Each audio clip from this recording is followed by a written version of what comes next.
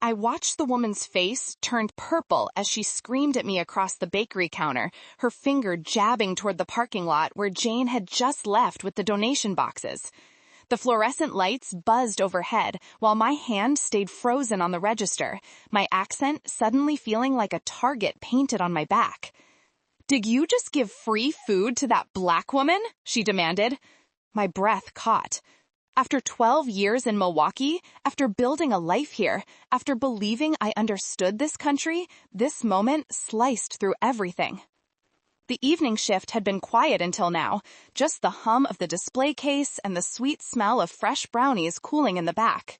Now this woman stood before me, her designer purse clutched tight, her pearl necklace catching the light as she leaned forward with barely contained rage. "Ma'am, we have an arrangement with the local women's shelter and soup kitchen," I explained, keeping my voice steady despite my racing heart. "The owner established this program years ago. Every Saturday, we donate our goods to help people in need." She crossed her arms. "Well, in that case, give me a box of brownies too." I moved mechanically, packing 12 brownies into our signature turquoise box, folding the edges carefully the way I'd done thousands of times. When I rang it up and told her the price, $19.50, her expression shifted from expectation to outrage. "You're charging me? Why do I have to pay when others get special treatment?" "It's not special treatment," I said slowly. "It's charity. We help organizations that support people experiencing hardship. So you give free food to lazy people who are probably already on food stamps, not to hard-working people like me?" Her voice rose with each word. "You're a self-hating racist, giving preferential treatment to black people and immigrants." The accusation hit me like ice water. My hands trembled as I gripped the counter edge. Then she turned on my accent, the Polish inflection. I'd never quite lost, despite years of practice. "I can hear it in you're giving preferential treatment to other immigrants, aren't you? Maybe I should call immigration. See how you like it when they come asking questions. Unless you want to give me those brownies for free right now." Something crystallized inside me. I'd faced prejudice before, subtle comments about my background, questions about my papers, even though I'd been a citizen for years. But this raw hatred, this threat, this exploitation of charity as a weapon, it pushed me somewhere new. "If you want free food," I said calmly, meeting her eyes, "there's a soup kitchen just north of Sherman Park. They serve dinner until 8 o'clock. Her face went from purple to crimson. "Do you think you're clever? I have money. I don't need handouts from some charity case. What I need is for you to treat me with respect." "I am treating you with respect," I replied. "I'm offering you service just like any other customer. The brownies are $19.50. She slammed her hand on the counter. "I want to speak to your manager." "I am the manager." The words hung between us. She hadn't expected that. Her eyes narrowed, recalculating. "Then I want the owner's number. I'm going to make sure you lose your job. I'll tell everyone about how you discriminate against real Americans while helping freeloaders." My phone sat in my pocket. I could call the owner right now, get this resolved quickly. Linda would back me up. She always did. But something stopped me. This woman had threatened me, attacked me, used her privilege as a weapon. If I called Linda, this would be over, but nothing would change. This customer would walk away thinking she'd won something, that her behavior was justified because she'd gotten attention, gotten someone scared.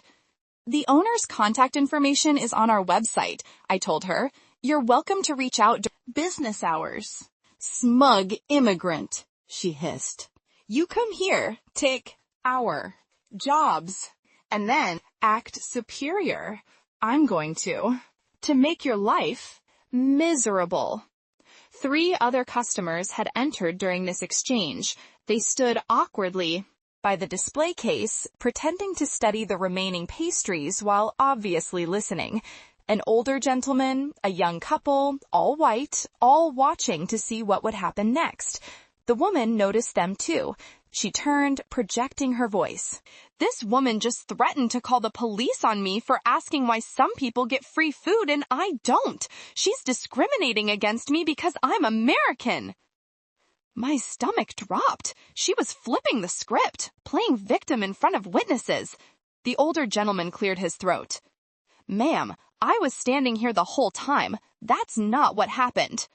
She whirled on him. "Stay out of this." "No," he said firmly. "I won't. This lady was doing her job. You're the one making a scene." The young woman from the couple stepped forward. "I recorded some of it," she said quietly, holding up her phone. "I started filming when you said you'd call immigration on her." The color drained from the woman's face. "You recorded me without permission? That's illegal." "Wisconsin's a one-party consent state," the young woman replied. "I can record any conversation I'm part of or witness, and I'm pretty sure threatening someone's immigration status counts as something people should see." The woman grabbed for the phone, but the young woman stepped back smoothly. Her boyfriend moved between them. "Don't touch her," he said. The woman's facade cracked. She looked around the bakery, realizing she'd lost control of the narrative. The other customers stood against her. Her threats had evaporated. "Fine," she spat. "Keep your disgusting brownies. I'll never shop at this dump again." She stormed toward the door, then paused, turned back. "You'll regret this, all of you." The door slammed behind her. Silence filled the bakery, broken only by the refrigeration unit's humming. "Are you okay?" the older gentleman asked. I realized I was shaking. "Yes, thank you all." "Don't mention it," he said.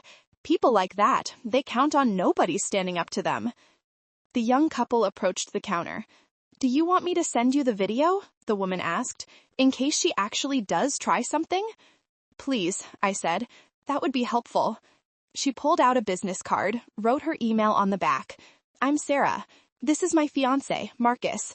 We come here every weekend. Your bakery does good work with those donations." I took the card, emotion welling up. "Thank you, really." They ordered coffee and pastries, paid, and settled at a corner table. The older gentleman bought a loaf of sourdough bread. Slowly, the bakery returned to normal, but my hands wouldn't stop trembling. I texted Linda, the owner, gave her a brief summary. Her response came within minutes. "Coming over, don't leave." She arrived. 20 minutes later, still in her gardening clothes, dirt under her fingernails. I'd never seen her move so fast. I recounted everything while she listened, her jaw tightening. "Show me the video," she said. Sarah came over, played it. The audio was clear. The woman's threats, her racism, everything captured. Linda watched it twice. "Forward this to me, and I'm calling our lawyer." "Linda, I don't want to make this bigger than it needs to be." "Too late," she said flatly. "She threatened you. She tried to intimidate you into giving her free goods. That's attempted theft through coercion. And she threatened to weaponize immigration enforcement against a citizen. That's not happening on my watch." She pulled out her phone, made 2 calls. The first, to her lawyer, the second, to someone else I didn't recognize. When she hung up, she looked at me with fierce determination. "How long have you worked for me, Anna?" 6 years. "In 6 years, have I ever questioned your judgment?" "No." "Then trust me now. People, like this woman, they don't. Stop. She'll harass you, leave. Fake reviews, maybe show up at your home. We're getting ahead of this. What are you going to do? Document everything. File a police report for the threats. Send a cease and desist letter. And make it very clear that if she comes within 100 feet of this bakery or any of my employees, we'll pursue every legal option available." It seemed extreme, but Linda's expression told me she wasn't negotiating. "The charity program," I said suddenly. "What if she attacks that? What if she tries to make trouble for the shelter or the soup kitchen?" She won't, Linda said, because everyone will know what she tried to do. That video is documentation. We're not hiding this. Sarah and Marcus stayed until closing, moral support disguised as lingering customers. When I finally locked the front door at 9 o'clock, exhaustion hit me. I'd been running on adrenaline for 2 hours. My phone buzzed. A text from my son, Tomas. "Mom, you okay? Dad said something happened at work." I'd called my husband, Marek, right after texting Linda. He'd wanted to come down immediately, but I'd convinced him to stay home. Now I regretted that decision. I wanted my family around me. "I'm fine," I texted back. "Home soon."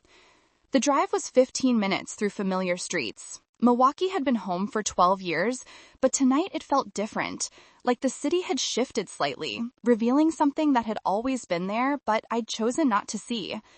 Marek met me at the door. He pulled me into his arms without a word. Our daughter, Kasia, stood in the hallway, worry creasing her 18-year-old face. "Tell us everything," Marek said. We sat in the kitchen while I recounted the evening again. With each retelling, the encounter became more real, less like a nightmare I could dismiss. "She threatened to call immigration on you?" Kasia's voice rose. "Mom, you're a citizen. We've been here since I was 6 years old." "She didn't care about facts," I said. "She cared about fear, about making me scared enough to give her what she wanted." Tomas came downstairs, having heard voices. At 22, he was studying law at Marquette. He listened to the story with the analytical focus he'd developed in school. "Did anyone else hear the immigration threat besides the customers?" he asked. "The customers who stayed." "Yes. And it's on video." Quote, "Good. That's witness intimidation through threat of false reporting. Depending on how far Linda wants to take this, there could be criminal charges." "I don't want to press charges," I said quickly. "I just want her to leave me alone." "Mom," Tomasz said gently, "sometimes leaving people alone is how they get stronger. They learn that threats work, that intimidation pays off. Is that what you want?" I thought about Jane from the women's shelter. She came every Saturday, always polite, always grateful. I thought about the people at the soup kitchen who depended on our donations. What if this woman's complaints affected the charity program? What if Linda decided it wasn't worth the trouble? "No," I said finally. "That's not what I want." Marek squeezed my hand. "Then we support whatever you decide. But you don't have to decide tonight." I slept poorly, the woman's words echoing through my dreams. By morning, I'd made up my mind. Linda called at 8. I filed the police report. They're treating it as harassment and attempted intimidation. They want to talk to you. "Okay," I said. Also, I posted about the incident on our bakery's social media. Didn't name the woman, but explained what happened. The response has been overwhelming. People are furious. We've already received 300 messages of support. "You posted about it?" My stomach clenched. "Anna, we're not hiding. This woman tried to shut down our charity work through intimidation. That affects more than just you. It affects every person who benefits from those donations. They deserve to know someone tried to stop it." She was right, but going public felt terrifying. What if the woman retaliated?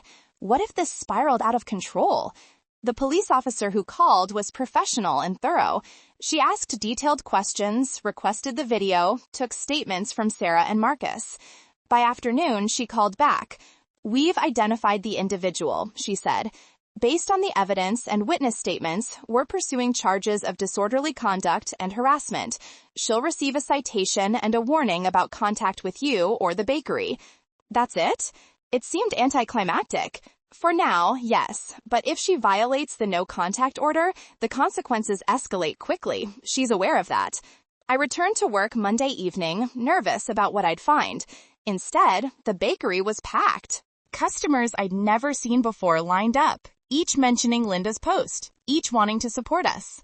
"I think what you're doing with the charity donations is wonderful," one woman said as I rang up her order. "We need more businesses like this," another added. By closing time, we'd sold out completely. Linda arrived with champagne, popped the bottle in the back room. "To standing up," she toasted. "To standing up," I echoed, clinking my plastic cup against hers. The rest of the week continued the same way. Business boomed. Messages poured in. The local news even called, asking for an interview. I declined, not wanting more attention, but Linda gave a statement emphasizing our commitment to charity and community support. Saturday arrived, our donation day. I packed the boxes carefully, double-checking everything. When Jane arrived, I walked out from behind the counter to hand them to her personally. "I heard what happened," she said quietly. "I'm so sorry you went through that." "Don't apologize," I replied. "You did nothing wrong. None of this was your fault." "Still, it's hard, knowing someone used me, used what you were doing for us as an excuse to hurt you." "Then let's make sure it doesn't stop us," I said firmly. "That's how we win, by continuing to do the right thing." She smiled, tears glistening. "Thank you, Anna, for everything." After she left, I stood at the window, watching her load the boxes into her car. The autumn sun cast long shadows across the parking lot. A year ago, I'd been naive enough to think charity was simple, that helping people was straightforward. Now I understood it was more complicated, that good intentions could be weaponized, that standing up for what's right sometimes meant becoming a target. But I also understood something else. Community meant more than individual acts of kindness. It meant people willing to witness, to record, to speak up when they saw injustice. It meant owners like Linda who refused to back down. It meant customers who voted with their wallets and their voices. The woman never came back. I heard later that she'd left negative reviews on multiple sites, calling us racist and discriminatory. But each one was quickly buried under hundreds of five-star reviews from people who appreciated what we stood for. 3 months later, Linda expanded the charity program. Now we donated to 3 shelters and 2 soup kitchens. The local newspaper ran a feature about businesses making a difference. My picture was in it, standing behind the counter with Linda, boxes of donations stacked between us. My father saw the article back in Poland. He called, voice thick with emotion. "I'm proud of you," he said. "You left everything behind when we came to America. Your modeling career, your acting work, everything. But you built something better. You built character." I'd thought about that night many times, wondering if I could have handled it differently, avoided the confrontation, made the woman happy somehow. But each time I circled back to the same conclusion. Some people can't be made happy because their unhappiness isn't about you. It's about their need for power, their desperate desire to feel superior by making others feel small. I refuse to be made small. Years of work, of learning a new profession, of building relationships in this community, all of it came down to that choice. Stand up or shrink back, fight or flee. I chose to stand, and in standing, discovered I wasn't alone. The bakery thrives now. Our charity program has become a model for other businesses. I still manage the evening shifts, still pack donation boxes every Saturday, still greet customers with the accent that woman tried to weaponize against me.